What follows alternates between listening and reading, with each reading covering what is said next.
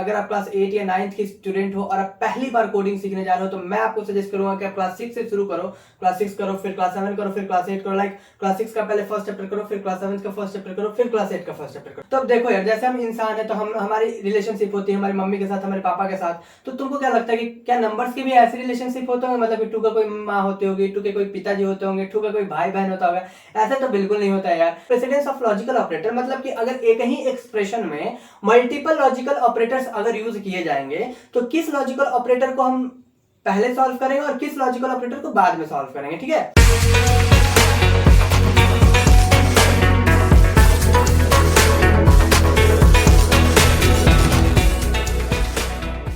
Hello students, this side Harsh Bharadwaj. Welcome you all into the another amazing sessions of Code India. जैसा कि आप सभी को पता है कि सीबीएसई ने क्लास 6 to 8 के लिए कोडिंग और क्लास 8 to 12 के लिए डेटा साइंस के कोर्सेज को लॉन्च करा है। तो आज की क्लास में हम लोग अपने क्लास 8 के कोडिंग के चैप्टर फर्स्ट को आगे बढ़ाते हुए, हमारा कोडिंग का जो चैप्टर फर्स्ट है वो कंडीशनल्स है, और उसको आगे बढ़ाते हुए आज हम लोग एक ऑपरेटर पढ़ने जा रहे हैं जिसका नाम है रिलेशनल ऑपरेटर्स। ठीक है, आज की क्लास में हम लोग रिलेशनल ऑपरेटर तो पढ़ेंगे ही, साथ ही साथ हम लोग प्रेसिडेंस ऑफ लॉजिकल ऑपरेटर भी पढ़ेंगे। याद करो कि पिछले क्लासेस में हमने कवर करा था लॉजिकल ऑपरेटर्स को। उसी टॉपिक को आगे बढ़ाते हुए आज हम लोग प्रेसिडेंस सीखेंगे। हम लोग जैसे जैसे लेक्चर में आगे बढ़ेंगे ये सारे टेक्निकल वर्ड आपको बिल्कुल एकदम क्रिस्टल क्लियर हो जाएंगे और आपको कोई भी डाउट नहीं बचेगा। इसके अलावा हम लोगों ने ऑलरेडी क्लास 6 to 12 के जो भी कोडिंग और डेटा साइंस के कोर्सेज हैं तो उनके डिफरेंट प्लेलिस्ट बना रखा है। अगर आपने उन प्लेलिस्ट को अभी तक चेक नहीं करा है तो नीचे डिस्क्रिप्शन में लिंक पड़े हैं यार, जाओ जल्दी से उनको चेकआउट करो और देखो कि आपके लिए उसमें क्या क्या हो सकता है। अगर आप क्लास 8 या 9th के स्टूडेंट हो और आप पहली बार कोडिंग सीखने जा रहे हो तो मैं आपको सजेस्ट करूंगा कि आप क्लास 6 से शुरू करो। क्लास 6 करो, फिर क्लास 7 करो, फिर क्लास 8 करो। लाइक क्लास 6 का पहले फर्स्ट चैप्टर करो, फिर क्लास 7 का फर्स्ट चैप्टर करो, फिर क्लास 8 का फर्स्ट चैप्टर करो, फिर क्लास 6 का सेकंड, फिर क्लास 7 का सेकंड, फिर क्लास 8 का सेकंड। इस तरीके से आप लोग करो ताकि एकदम कंसेप्चुअल क्लैरिटी आपको मिलते रहे, बिल्कुल एकदम फंडामेंटल्स आपके क्लियर होते रहे। और अगर आप IOI जैसे प्रेस्टिजियस एग्जाम को क्लियर करना चाहते हो, क्या अभी तक IOI के बारे में नहीं पता? क्या कर रहे हो यार, जल्दी से आई बटन पर जाओ और वहां पर IOI के बारे में देखो कि IOI क्या होता है, ये कितने गोल्डन एकेडमिक अपॉर्चुनिटी तुम लोगों को प्रोवाइड करती है। ये 6 to 12 के बच्चों के लिए one of the prestigious exam है। तो इस वीडियो के बाद उस वीडियो को जरूर चेकआउट करना। और अगर इस चैनल पर नए हो यार तो प्लीज इस चैनल को सब्सक्राइब कर दो और बेल नोटिफिकेशन आइकन को हिट कर दो ताकि कोई भी ऐसी अमेजिंग वीडियोस या ऐसी अमेजिंग प्लेलिस्ट तुमसे कभी मिस ना हो पाए। और अगर तुम लोग IOI में इंटरेस्टेड रहोगे तो हमारे चैनल पर बहुत सारे ऐसे स्टफ हैं जैसे कि जेडसीओ के प्रीवियस ईयर क्वेश्चन है, JEE के प्रीवियस ईयर क्वेश्चंस हैं। वहां पर जाके तुम बहुत सारे प्रीवियस ईयर क्वेश्चंस को सॉल्व कर सकते हो और वहां पर काफी कंसेप्चुअल क्लैरिटी के साथ सारे कंसेप्ट को एक्सप्लेन किया गया है। इनफैक्ट अगर तुम्हें बहुत बेसिक कोडिंग और एल्गोरिथम आते हैं तो भी तुम उन वीडियोस को देख के बहुत कुछ सीख सकते हो यार। तो चलो अब हम अपने लेक्चर को शुरू करते हैं। तो सबसे पहले जैसे कि नाम से क्लियर है रिलेशनल ऑपरेटर, तो वैसा ऑपरेटर जो कि डिफरेंट नंबर्स के बीच में क्या एस्टैब्लिश करता है और रिलेशन एस्टैब्लिश करता है। पहले तो मैं बता दूं कि रिलेशनल ऑपरेटर जरूरी नहीं है कि केवल नंबर्स पे ही लगेगा। रिलेशनल ऑपरेटर्स नंबर्स पर भी लगता है और डिफरेंट एक्सप्रेशंस पर भी लगता है। ठीक है, तो बेसिकली हम लोग इसको नंबर्स के हेल्प से समझेंगे ताकि हम लोग को कंसेप्चुअल क्लैरिटी ज्यादा आ पाए। तो अब देखो यार, जैसे हम इंसान है तो हम हमारी रिलेशनशिप होती है हमारी मम्मी के साथ, हमारे पापा के साथ। तो तुमको क्या लगता है कि क्या नंबर्स की भी ऐसी रिलेशनशिप होते होंगे? मतलब कि टू का कोई माँ होती होगी, टू के कोई पिताजी होते होंगे, टू का कोई भाई बहन होता होगा? ऐसा तो बिल्कुल नहीं होता है यार। जहां तक हम जानते हैं कि जो भी नंबर्स हैं उनके आपस में कुछ ही रिलेशनशिप होते हैं। जैसे कि हम बोल सकते हैं एक नंबर दूसरे नंबर से बड़ा है, एक नंबर दूसरे नंबर से छोटा है, दो नंबर आपस में बराबर है। यही कुछ रिलेशनशिप हो सकती है, यही संबंध हो सकता है दो या दो से अधिक नंबरों के बीच। तो उसी रिलेशनशिप ऑपरेटर को हम लोग पढ़ने जा रहे हैं कि नंबर्स के बीच में क्या क्या रिलेशंस होते हैं। तो देखो सबसे पहले यहाँ पर ऑपरेटर फर्स्ट कॉलम में लिखा हुआ है, उसके बाद उसका सिंबल यहाँ पर लिखा हुआ है, फिर उसका एग्जाम्पल लिखा हुआ है और फिर उसका मीनिंग लिखा हुआ है। ठीक है, तो बहुत इजी यार टेबल है। पहला जो हमारा रिलेशनल ऑपरेटर होता है वो होता है ग्रेटर देन।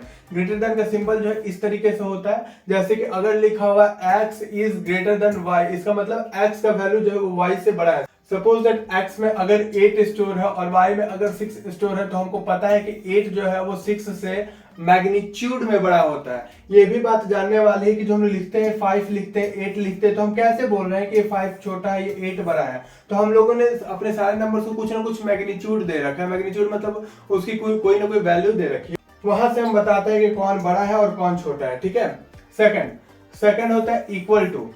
ठीक है, अगर दो नंबर के मैग्नीट्यूड्स बराबर होते हैं, दो नंबर के वैल्यूज बराबर होते हैं, जैसे कि ये तो 5 लिखा हुआ है तो 5 क्या है, 5 तो ये हम कह सकते हैं कि एक सिंबल है, लेकिन 5 का मतलब क्या होता है हम लोग ऐसे गिन सकते हैं 1 2 3 4 5, मतलब इतना सारा चीज को हम लोग क्या बोलेंगे 5 बोलेंगे।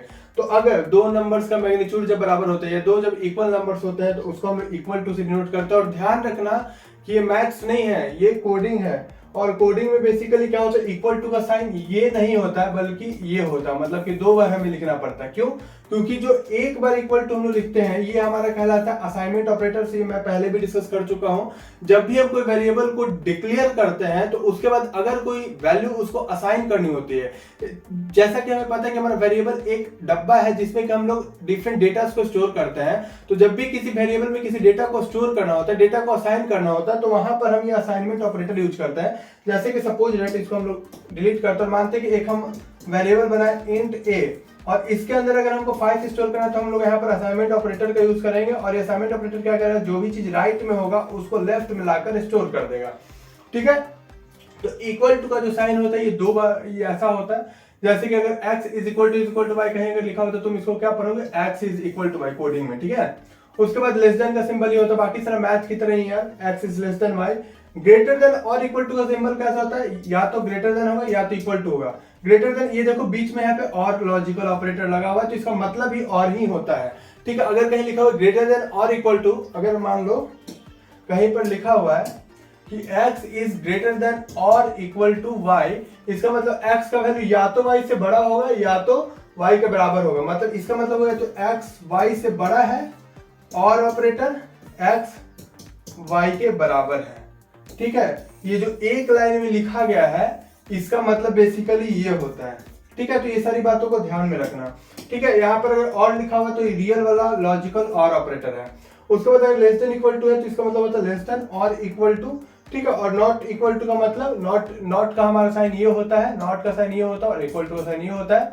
तो मान लो लिखा होगा x is not equal to y, इसका मतलब ये होगा कि x और y के जो वैल्यूज हैं वो अलग है। सपोज दैट इसके 8 होंगे, इसके 9 होंगे, मतलब जो भी है x और y का जो वैल्यू है वो इक्वल नहीं है, वो अलग है। ठीक है, आई थिंक कि इस टेबल को मैंने अच्छे से एक्सप्लेन कर दिया है। अब हम लोग चलते हैं अपने अगले टॉपिक पर जो कि है प्रेसिडेंस ऑफ लॉजिकल ऑपरेटर।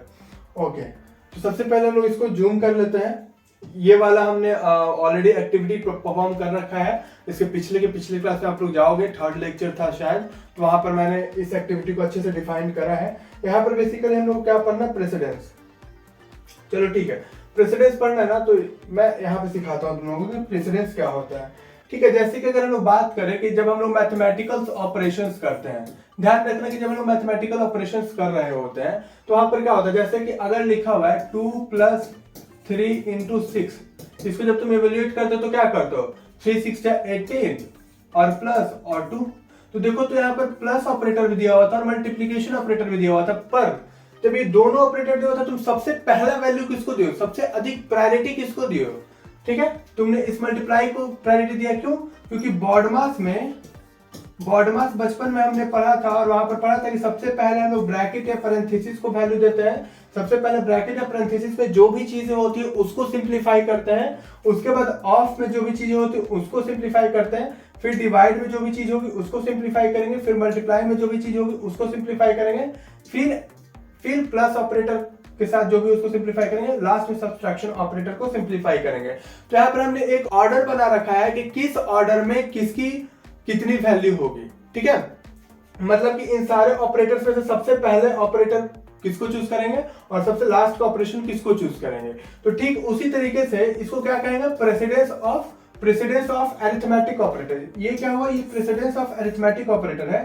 ठीक उसी तरीके से हम लोग को पढ़ना प्रेसिडेंस ऑफ लॉजिकल ऑपरेटर, मतलब कि अगर एक ही एक्सप्रेशन में मल्टीपल लॉजिकल ऑपरेटर्स अगर यूज किए जाएंगे तो किस लॉजिकल ऑपरेटर को हम पहले सॉल्व करेंगे और किस लॉजिकल ऑपरेटर को बाद में सॉल्व करेंगे। ठीक है, जैसे कि मान लो एक मैं और एग्जांपल देता हूं कि अगर मान लो कि 2 + 3 होता है प्लस 6 × 4 होता है, तो यहां पर तुम क्या करोगे, यहां पर सबसे पहले इसको सॉल्व करो। तो 2 + 3 क्या हो गया, 5 हो गया, फिर प्लस 6 × 4 हो गया। अब जब ये 5 बच गया तो अब तुम क्या करोगे, 6 × 4 24 है और फिर ये प्लस 5 बच गया, फिर लास्ट में 24 और 5 को जोड़कर तुम 29 करोगे। ठीक है, तो ठीक उसी तरीके से जब बात आती है लॉजिकल ऑपरेटर की, ठीक है, जब बात आएगी लॉजिकल ऑपरेटर की ना, जब बात आएगी लॉजिकल ऑपरेटर की, तो नॉट ऑपरेटर का सबसे हाई प्रेसिडेंस होता है। मतलब कि अगर कहीं पर नॉट ऑपरेटर यूज कर रहा हो, मतलब अगर कहीं पर नॉट ऑपरेटर यूज हो रहा हो, तो नॉट ऑपरेटर जिस ऑपरेंड के साथ भी यूज हो रहा हो, सबसे पहले हम लोग नॉट ऑपरेटर वाले ऑपरेंड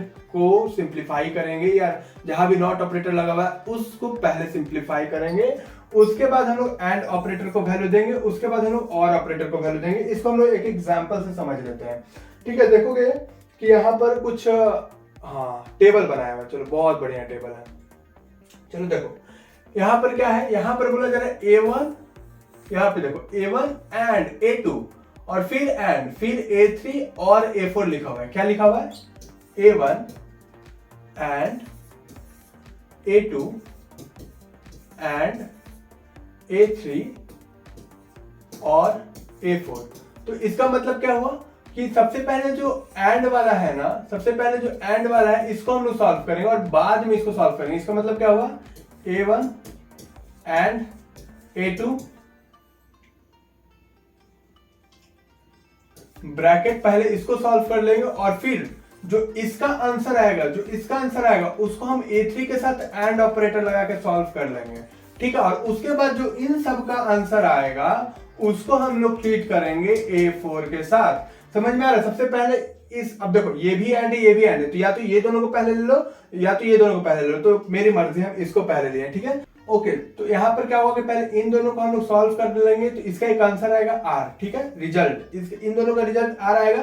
अब जो R है और ये जो A3 है, इन दोनों को सॉल्व करेंगे तो यहाँ पर एक बड़ा वाला R रिजल्ट आएगा और फिर ये जो R है उसको इस और ऑपरेटर के साथ यूज करेंगे। ठीक है, तो जैसे हम लोग वहां पर अरिथमेटिक ऑपरेटर यूज करते हैं, वैसे यहाँ पर लॉजिकल ऑपरेटर को यूज करेंगे। चलो जब सेकंड एग्जांपल देख लेते हैं। सेकंड एग्जांपल देखो तो ये क्या है? A1 और A2 एंड A3। तो क्या करेंगे यार, देखो तो सबसे पहले हम लोग इसको सॉल्व कर लेंगे, इसको सॉल्व कर लेंगे। इसका जो आंसर आएगा, मान लो एक रिजल्ट नाम का एक एक्सप्रेशन आ गया इसका आंसर, तो अब इस R को हम लोग सॉल्व करेंगे किसके साथ? A1 के साथ, और फिर जो आंसर आएगा वो हमारा फाइनल आंसर होगा। ठीक है, देखो यहाँ पर भी सेम चीज लिखी हुई है, यहाँ पर भी सेम चीज लिखा हुआ है। इसको हम थोड़ा सा जूम कर लेते हैं अगर तुमको नहीं दिख रहा हो तो। चलो ठीक है, यहाँ पर भी देखो तो क्या किया गया कि A1 को पहले बाहर रखा गया, A2 और A3 को कर लिया गया। यहाँ पर भी देखो तो पहले A1 A2 को सबसे पहले ब्रैकेट में डाला गया और दूसरा ब्रैकेट में क्या था? जो भी इसका आंसर आया उसको A3 के साथ और जो इन सब का आंसर है उसको और किया गया A4 के साथ। ठीक है, तो आई थिंक यहाँ तक बहुत अच्छे से तुम लोगों को समझ में आ गई होगी। इसके बाद हम लोग इसका नेक्स्ट एक्सप्रेशन देखते हैं। नेक्स्ट एक्सप्रेशन क्या बोल रहे हैं, ये देखो ये रहा इसका नेक्स्ट एक्सप्रेशन। ठीक है, तो इसको भी हम लोग सॉर्ट करते हैं। ओके, चलो यहाँ पर क्या लिखा हुआ है? A1 एंड A2 और A3। तो हम क्या बताते हैं, सबसे पहले हम लोग नॉट को वैल्यू देंगे, उसके बाद एंड को वैल्यू देंगे। तो पहले इसको सॉल्व करेंगे, इसको सॉल्व करने के बाद मान लो कोई एक रिजल्ट आया, ठीक है, उसका हम लोग एंड ऑपरेटर करेंगे, उसका हम लोग एंड ऑपरेटर करेंगे A2 के साथ।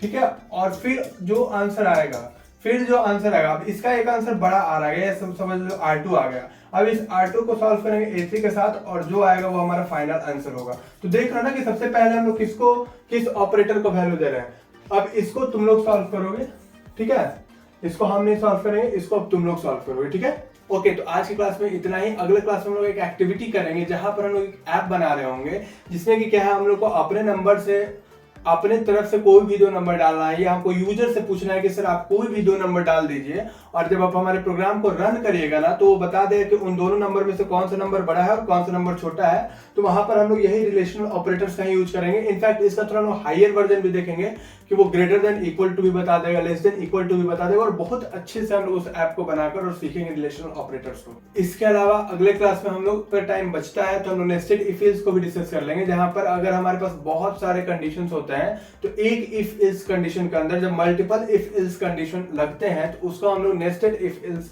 कंडीशनल्स कहते हैं। ठीक है, तो आज की क्लास में इतना ही स्टूडेंट्स। अगर इस वीडियो में कोई भी प्रॉब्लम हुई हो तो नीचे कमेंट बॉक्स खाली है यार, भर दो कमेंट से। अगर ये वीडियो अच्छा लगा हो तो प्लीज इस वीडियो को लाइक कर देना और अपने फ्रेंड्स के साथ शेयर कर दो, ताकि वो भी ऐसी अमेजिंग वीडियोस देख पाए और बहुत कुछ कोडिंग की दुनिया में सीख पाए, क्योंकि आने वाला समय कोडिंग का ही है। इसीलिए सीबीएसई ने भी अपने करिकुलम में कोडिंग और डेटा साइंस को ऐड करा है। आज के लिए बस इतना ही। Thank you.